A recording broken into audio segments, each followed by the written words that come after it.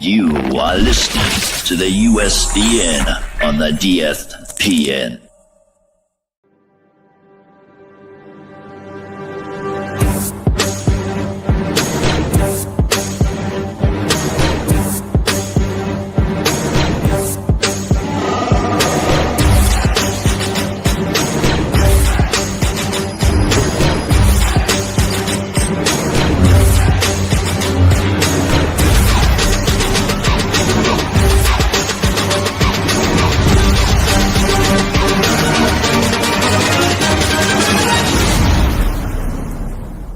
It's a trap!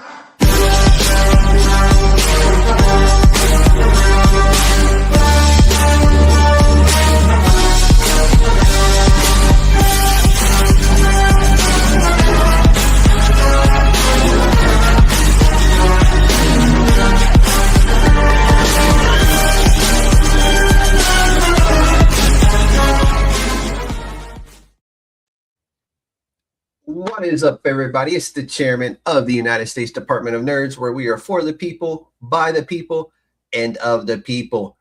And today we're welcoming back a familiar face to the USDN, creator, writer, and visual storyteller, Bruno Catarino. You've seen his work evolve through projects like Crimson Bay, Cinematic Figments, and now he's igniting something brand new, Flamevolt #1. Bruno, welcome back, my friend. Hey, nice to be back again. Thanks for having me. And always. I always tell you, anytime you're ready to come on, I'm a message away. Thank you. And again, that intro always gets me. The beginning of the podcast is just awesome. Hey, every time. That's the team, man. They make that, and it's an awesome intro, and I'm thankful to have that intro and the people who helped me make that kind of stuff.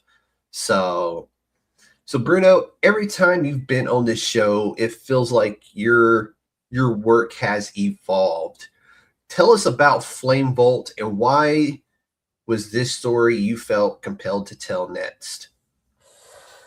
Oof. Why do you start with difficult questions? Hey, this is going to be the easiest one you get all day. Okay, good to know. No, so yeah, I mean, most of the projects I've done had been, one shots up until now. I mean, I've done cinematic figments, but that's Crimson Bay is not a one shot. Yeah, Crimson Bay is not a one shot, but I think that I had done those. I guess what I'm saying is that I started working on Crimson Bay around the time I started working on Flamevolt.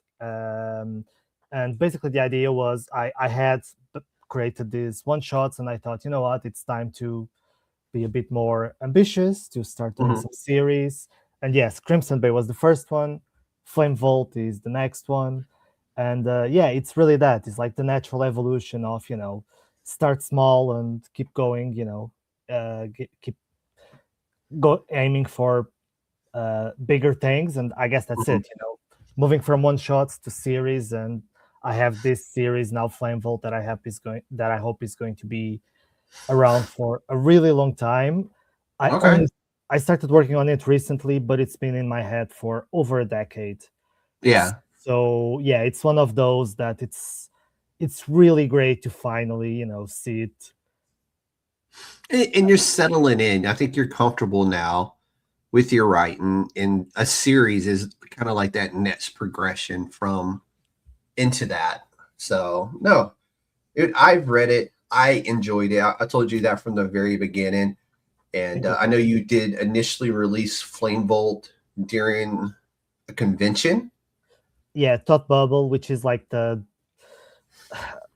biggest. So it's probably the only comic book only convention in the UK, or at least the only big one. So yeah, I thought, I managed to get in this year. Well, last year. So I was really happy with that. And I thought, you know what? I'm going to release a book there. So that was Flamevolt. No, Thought Bubble, I followed Thought Bubble, throughout the whole process. And that thing was amazing. Seeing the guests they had, some of the artists they had, some of the writers they had. You were definitely in good in a good circle there for sure, because there was some really great, talented people there. So that had to be amazing just to be a part of. It was, and I was actually kind of, my table was next to a lot of folks that, that I followed their work for a while. So just being in the middle of them was just freaking amazing. Yeah. Oh, I can imagine. It was one of those where when you said you were there and I was looking into it, and also Mike Grace was there with his comic book Zip. He was there. Pretty sure I know. I do have a few couple more of people issues of there. Zip. What's that? I do have a couple of issues of Zip. Yeah, it's such a fun read. It's such a fun comic book. So, and I'm happy to have had Mike on here quite a few times, and himself, and he's always a fun person to have on, much like yourself, But it was kind of cool to see people who've been on my podcast at this huge convention in the UK, and I'm like, I know them, and ooh, I wonder if I could get them. Just watching this whole thing like come together on Instagram and Facebook and seeing the pictures people were sharing, and I'm like, I was so impressed with it. I was just like, that's amazing to see. So yeah, and it's the kind of convention that we need more of, because it's really just comics. Not in the UK, but also here in the US. I know there's a lot of smaller ones that focus just on the comic books, but it's one of those where 100%, I think Comic-Con should go back to being exactly that, Comic-Cons. It's what comic is in the name. Yeah, exactly. I mean, I'm off two minds, because I do think that Comic-Con, should be for everyone, and it's fine that it has a little 100%. bit of everything. It's just that most Comic-Cons, especially in the UK, are not about comics anymore. Yeah. And I mean, I'll give kudos to MCM, which recently has started to move more towards comics again, and that's great. But that's just them. Other than Todd Bubble, it's really depressing. Yeah. No, it is something it's the same way here. I really do wish. I think San Diego this year did put a lot more focus on the comic books. I'm hoping New York does the same thing, because that's really our two biggest. So it's going to be interesting to see, because I really would like to see at least the big two, which be in San Diego and New York, really just become about the comics again. But we'll see how it works out. Who knows? Because they make most of their money off the other stuff. So, but there are ways to kind of cross over between the two. For example, this is something that I keep pitching to convention organizers, but let's say that you have, I don't know, voice actors at conventions. Wouldn't you love to hear them acting out an issue of a comic? Yeah, there's some really good podcasts out there like that. Yeah, but having it live on stage.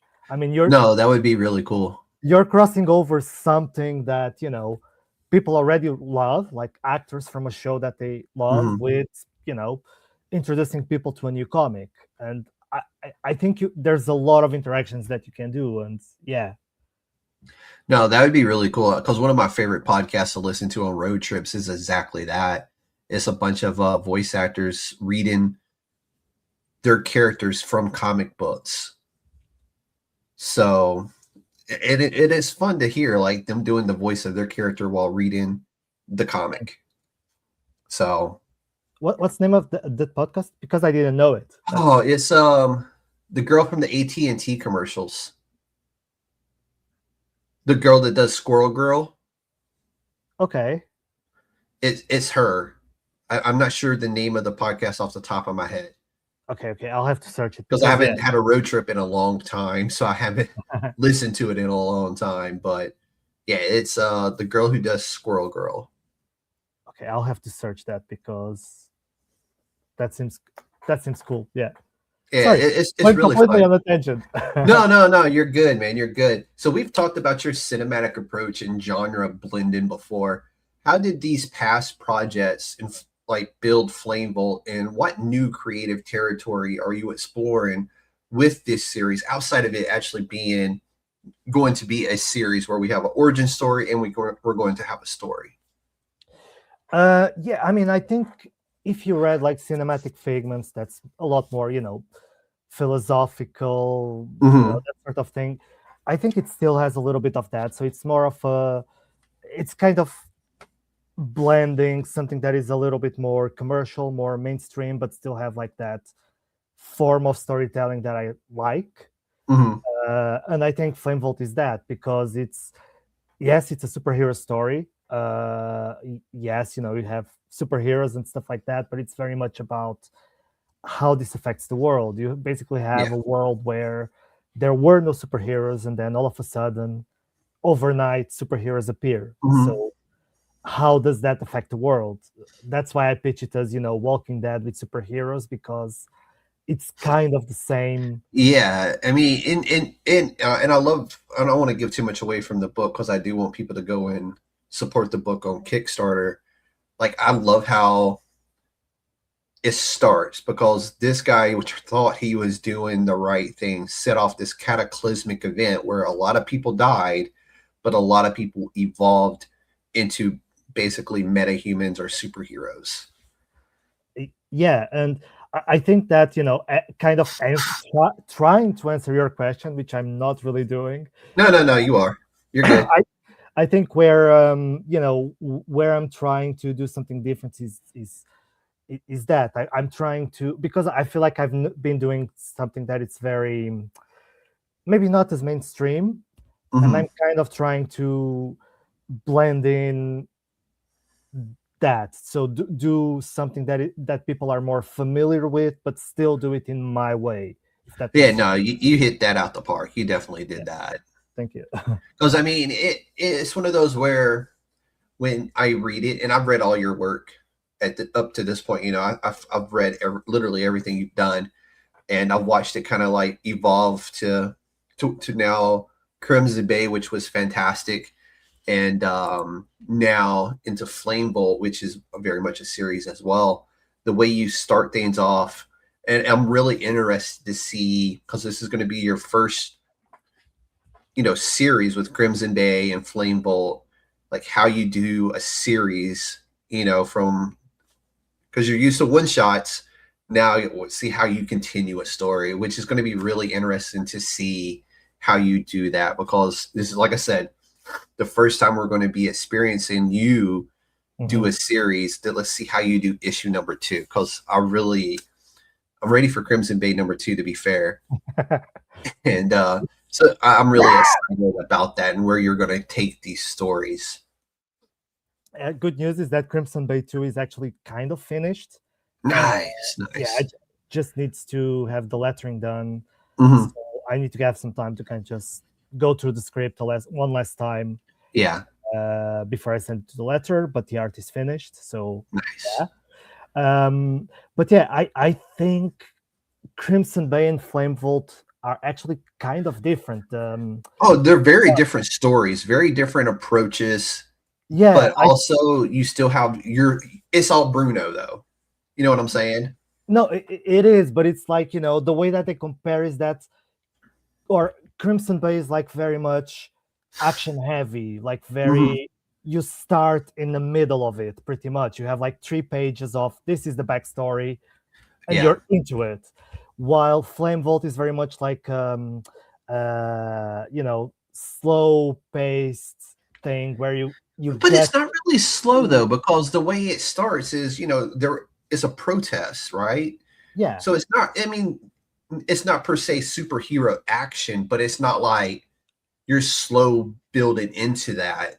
I mean, what is happening makes sense, and it works. And you didn't just jump into it by boom, here's superheroes. You gave us why there is now superheroes, and the main person who is responsible for accidentally creating superheroes, which in turn, when you create superheroes, you've now also created villains. Yeah, exactly.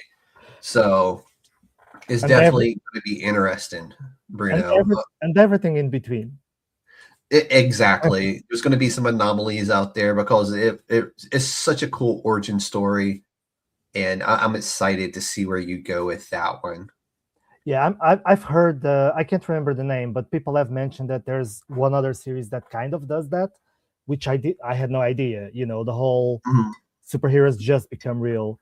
I don't Well, remember the name. it's hard to to follow everything because Yeah, indie comics drop left and right. So it's yeah, really hard to know what else somebody else is doing. So it's inevitable that one comic book looks similar to another, sounds similar to another, but you have to take into account that that's two different writers, two different minds, two different artists, two different, letters, colors. So yeah, you're going to get a very similar story, but they're all going to be very different. They may look and sound the same, but they're all very different. yeah. And I guess that's where the writer, the creator comes in, right? It's like it's your point of view, it's your version of the Exactly. story, right? Yep. It's a different take, and that's why in Marvel and DC you often have creators picking up a character that you already know and just telling like Mhm. this very different story. And you also get into it where multiple writers write multiple characters, and then multiple writers write for both Marvel and DC. And it gets to a point where a DC character starts reading and sounding like that Marvel character they wrote as well, because that's just their style. Yeah, And to me, yeah, I'm not a fan of that, because like, I get it, that worked over here, but now you're trying to apply it to this DC character. Like, that doesn't work for me, because that's not the DC character, and you lose continuity. yeah. So Yeah, I guess it's a lot easier to get away with it when you're talking about original things. Is that, yeah, yeah, the premise may seem similar, but then different people are doing something entirely different. exactly. So let's talk Flamevolt. Who is this story about? What kind of setting are we entering? And what themes are driving the narrative behind the action of Flamevolt? Ooh, you're going to make me think way back. Hey, it's Um, 3 o'clock in the afternoon for you. It's 10:18 in the morning for me, so you've had time to prep. You're awake. well, I'm barely there. okay, fair enough. Yeah, I mean, yeah. So Flamevolt, basically, like we were talking earlier, is about this guy who. So, first few pages introduce this. So, the same way that we have dark matter and we have dark energy, scientists discovered this new particle that the press calls miracle stardust, and it basically is in this world, obviously, what is responsible for life existing and for responsible for evolution. Of course, business people start, trying to take advantage of that and using it and researching it. And there's this horrible accident in Svalbard, which is a territory in North Pole, where it's Mhm. an area that mostly has scientists. So that's the real place. But in this world, basically, just something happens there. Nobody knows what, and communication completely drops with the area entirely. So that's where the main character comes from. There's this protest at another headquarters of this company, and they are protesting research into this particle.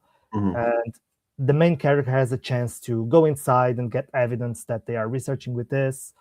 And he ends up setting up this chain reaction that basically causes everyone to gain superpower. Well, everyone, let's say the unlucky ones, or let's put it like, Yeah, the some ones are who less. weren't evaporated by it.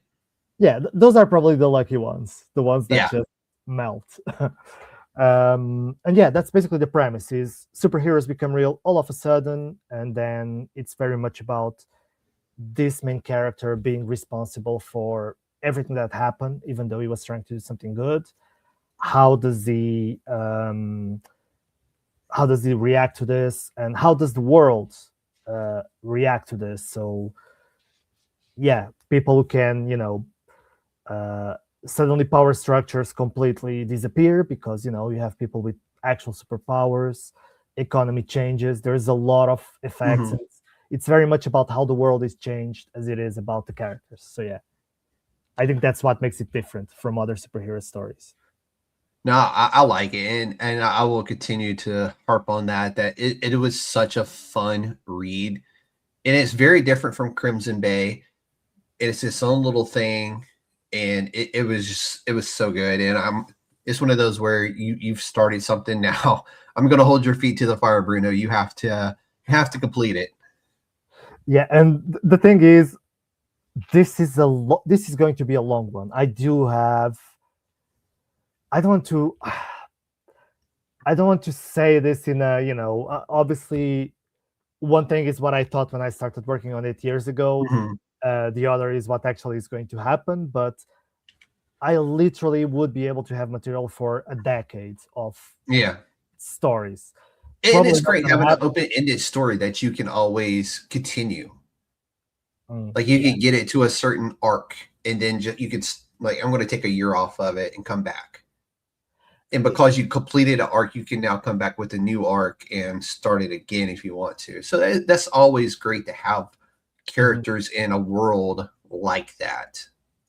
Yeah, and that's pretty much the goal for this year for me, is that I started a couple of series last year, and this year I want to be completing them. So I want to be focusing on, I don't want people to be like, well, I backed Flamevolt 1, where's issue 2? I want to be putting out Crimson Bay and Flamevolt this year, so that people get complete story. I like it, dude. Too long, yeah. And no, that's the killer part, right? Is when you have to sit around and wait, and people have to understand you're an independent creator. You're relying on Kickstarter to fund and push these things out. So it's like, yeah, I wish I could get you an issue every other month or every other week.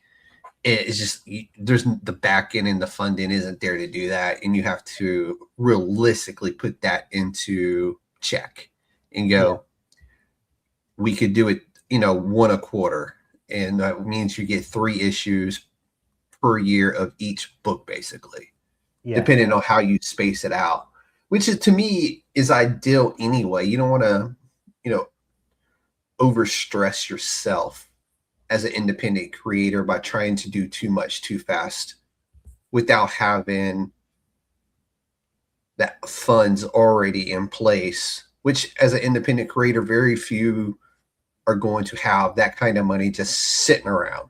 Yeah, no, it's not going to happen. And that's the thing. I mean, first year, you can kind of use some savings you have, but then if the money is not coming in, you can't keep doing that every year, right? Yeah. So you have to pace yourself, and Flamevolt is funded at this moment, but by funded, we made a fraction, of what I spent so far. Yeah. Right? So you got to think long run, and that means you can't release it as fast as you would like to. Yeah. And like I said, at some point, reality does have to sit in, right? Yeah, absolutely. So you have always had a strong visual identity, going back to Cinematic Figments, which I thought was phenomenal. Your artist was phenomenal on that. Walk us through your creative process on Flamevolt from concept to page, and what visually sets this project apart from your previous work with your, like, the one shots with Bereavement and Cinematic Figments. I mean, when it gets to the visual, I guess the input that I have there is mainly, the choice of the artist, right? Yeah. After that, it's pretty much about, all the magic that, Arturo did with the art, and Greg. Are you still using the same artist on this one? So for Flamevolt? Yes. So it was a different artist from Crimson Bay. So yeah. Okay. I had never worked with either of them really, but yeah, they put their own stamp, and it has the unique look it has because they because of them really. So yeah, my contribution on that side was, I tried to write visually in the script, Mhm. and then I try to write an artist that try to find an artist that I think works for that book. Yeah. I very much like, superhero. Kind of like the classic 1890s style. So I Yeah. was always going to choose an artist that kind of gives a little bit of that vibe. So Yeah. I will say the art in this one, the colors are very modern and bright and vivid, which is very much a Bruno thing, in my opinion. But the art itself you could see it from a different time period, but also, like I said, with the way the colors are done, it's very vivid, so it's very modern as well. So touche, man. It worked out, yeah, it's amazing. Those guys did an amazing job on that. But yeah, I mean, what was the other part of your question? No, you got it. Yeah, no, you answered it. Okay, It was great. like from concept to page and what visually sets this project apart. You nailed that. Yeah, you Okay. got it. Yeah, it was a two-part question, but really just one answer to answer both parts of the question. So you were good. You're good. So for new readers discovering Flamevolt and discovering you, what kind of experience are they getting? Is this a clean entry point? And what should readers take away after the final page? Ooh. So this is Flamevolt #1. It is the perfect entry point. But would you say, like, hey, if you want to really understand like my storytelling, would you like, hey, read this book and then maybe read this book, or maybe read Crimson Bay first and then read this one? No, I think you can really just jump on this. I mean, Yeah. it's. I think the thing with indie comics is that there's a lot of great stuff there, and you need to.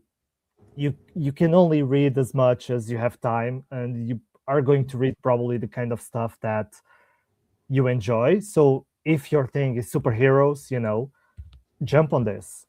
If you like martial arts, do jump on Crimson Bay. I guess it really is, if you like complete stories, pick up one of the one shots that I've done in the Mhm. past. So it's really the kind of stuff that you like.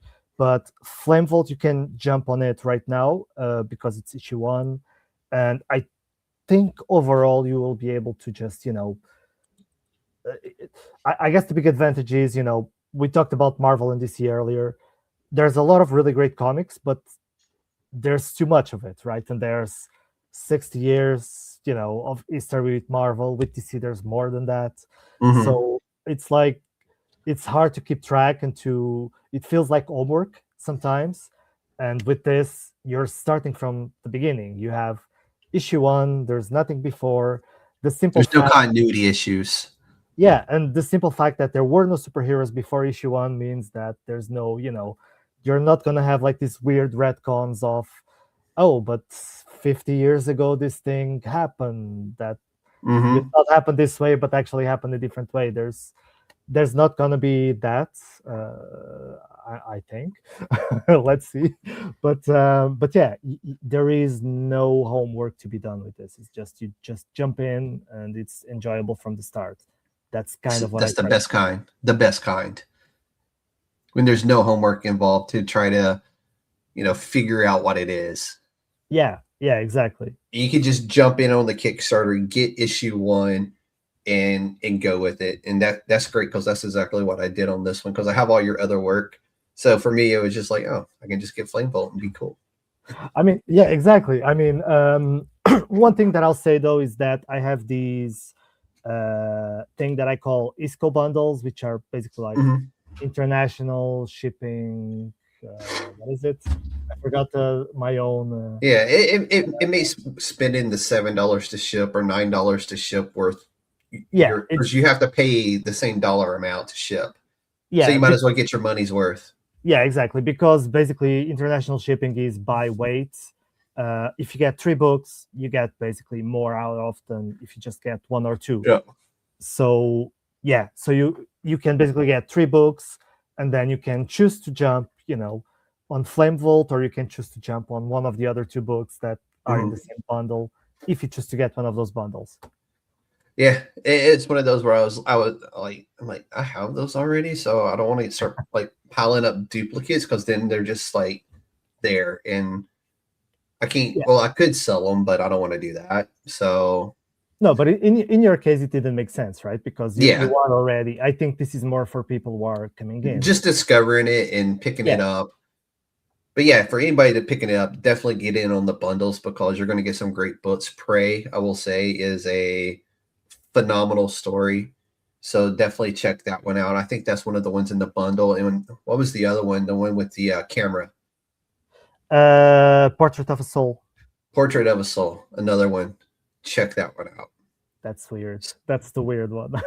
It really is, but it's really good too. But let's talk about how fans can support the project, Bruno, and what can backers expect from Flamevolt Issue 1 on Kickstarter, and why is backing indie comics at this stage so important? You know, this is my standard question that I always throw out there for everybody with a Kickstarter. Yeah, I mean, do back indie comics, even if you don't back mine, back indie comics, because they can't get made, without that. Yeah, I mean, from Flamevolt, you get, the usual issues, just individual issues. You get the bundles. I do have like some, I do mix up some, freebies like D&D custom content based on, this world of Flamevolt. And there's an indie bundle with any reward tier that you get. You get some extra indies from other creators, and that's a great way to get to know, the work of other people, to get value for money, because so yeah, I mean, that's I guess that's an advantage that you get with indie comics, especially on Kickstarter, that you don't get almost anywhere else, is that you get a ton of value for money, even though it's expensive. But you get a lot of comics, you get exposed to a lot of different people. Yeah. And what I like about Kickstarter is, so they back Bruno. Kickstarter is going to make them other recommendations based off of you. So they could also discover their next favorite writer and creator. So that's what I really enjoy about it, is that, oh, you just backed this book. Well, here's 3 others just like it if you want to get to know them as well. And there's no pressure. They don't be like, oh, make sure you back these 2. It's like, what, it's, I want to say it's affordable. And it's like, it's no pressure really, because they can help out in any kind of way. But cause especially like when you hit that notify me on launch, you are providing feedback to the creator saying, oh, I'm interested in this. I don't know if I'll back it, but I am interested. So. And that's the thing. I mean, when you think about indie comics compared to mainstream comics, it's more expensive. But when you look at other businesses like, I don't know, carpentry, if you buy something on, IKEA versus something custom, the price difference can be very big. And with comics, it's not really like that. You may get something a little bit more expensive, but you're supporting a new creator, and you're also getting a lot of extra stuff. And to be fair, a lot of Marvel and DC is like $8.99 now, $9.99 in some cases for some books, depending on what they are. So it's the prices are almost equal now to begin with, where there's an indie comic or a freaking mainstream that you're buying from Marvel and DC, because some of their prices have gotten ridiculous. Like $6.99 for a standard floppy issue. Come on. For a floppy? Really? Yeah. Okay, that's more expensive than I sell comics. Yeah. Oh, wow. The prices for Marvel and DC are getting up there, dude. It's kind of crazy. There you go. Back in the comics. Yeah. So, once Flamevolt Issue 1 is out in the world, what's next? Is this the start of I know this will be the start of a longer saga for Flamevolt, and something bigger within the Flamevolt universe will eventually come, what are you going to be revealing the main villain in this next issue of Flamevolt? Because right now we're at an origin story where our hero wakes up and he's been captured for being dude, you know what you did, right? I mean, he did something really bad, but Yeah. So something really bad with good intentions. well, yeah, true, but but yeah, on issue 2, you will see a lot more standard superhero, supervillain Mhm. dynamics. So I wrote an article about the inspiration that a game that I used to play called City of Heroes had. Oh yeah, I created played it Flamevolt. back in the early 2000. Yeah. Yeah. You play that? Okay, Oh yeah.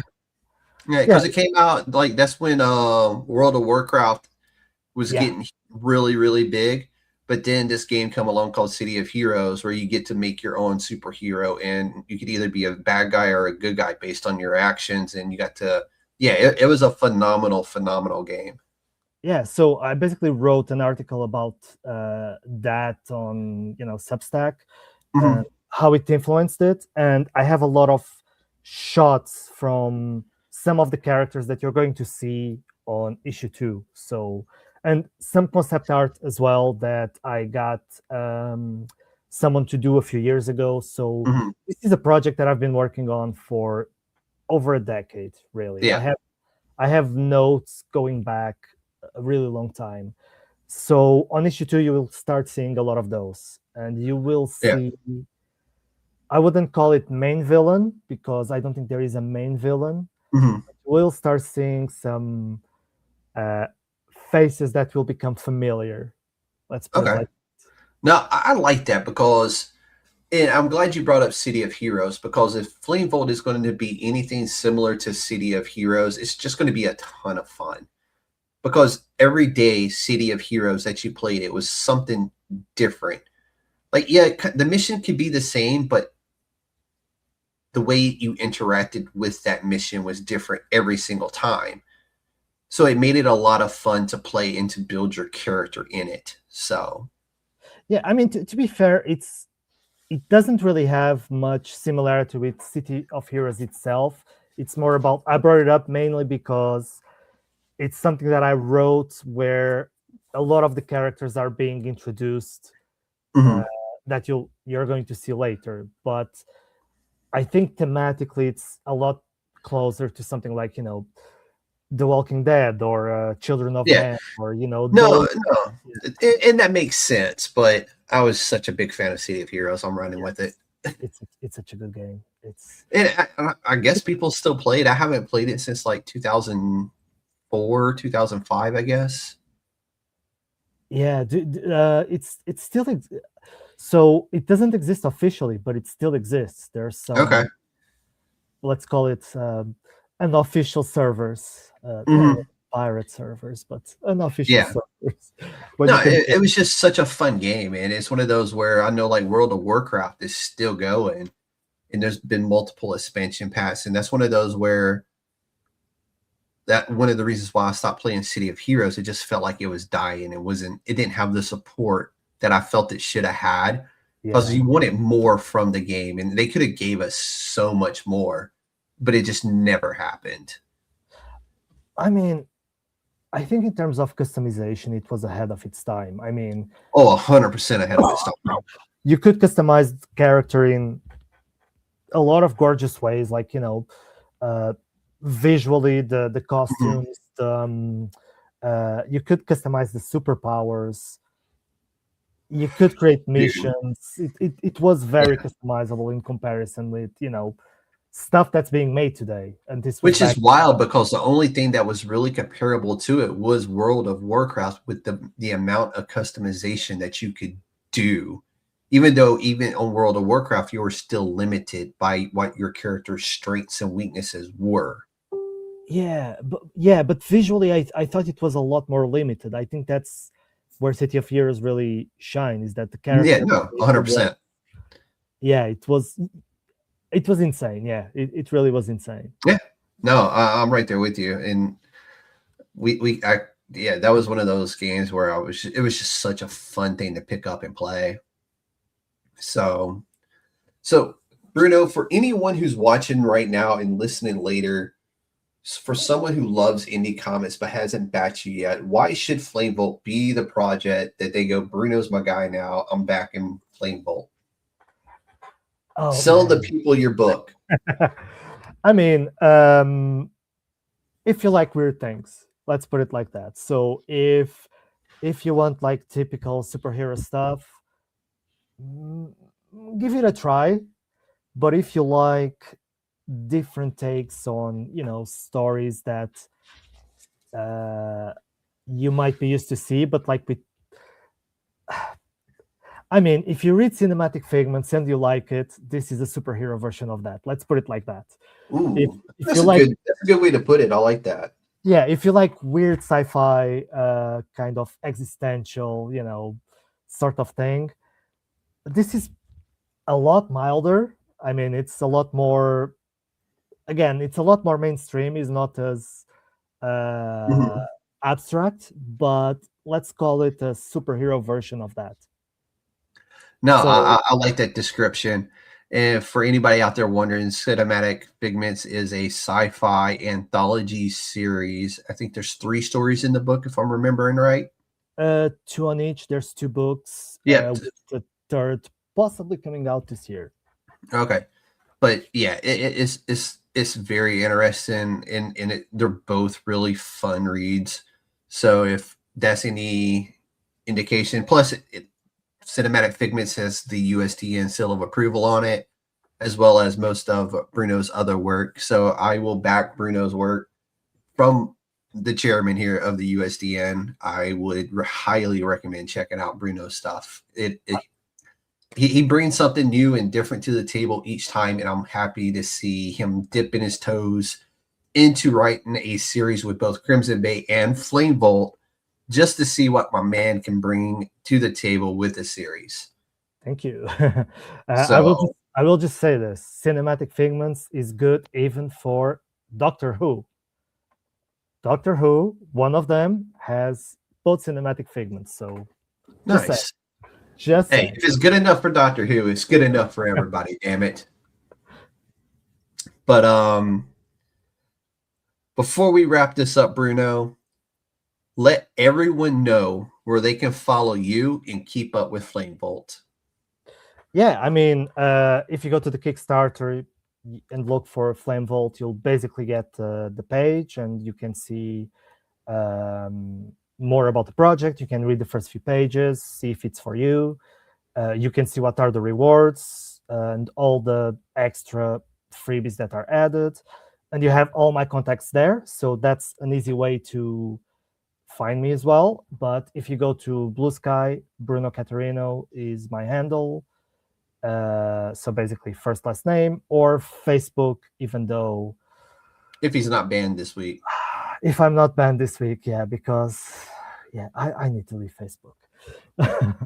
But so all his links will be in the description of this video, as always. The Kickstarter link will be in there, his Blue Sky link, his Facebook link, all that will be in there. And I'm trying to convert my guy over to Instagram, but my push and nudges for Bruno to join Instagram has not worked yet. I will keep working on that.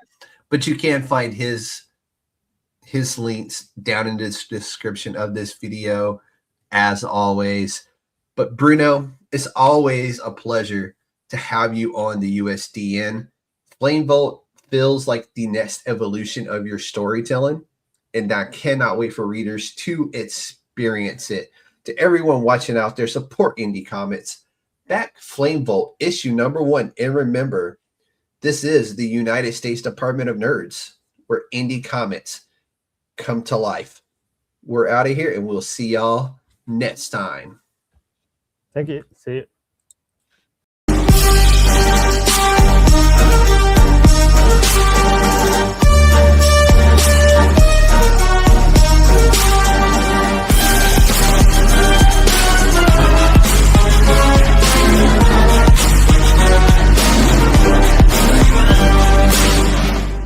It's a trap!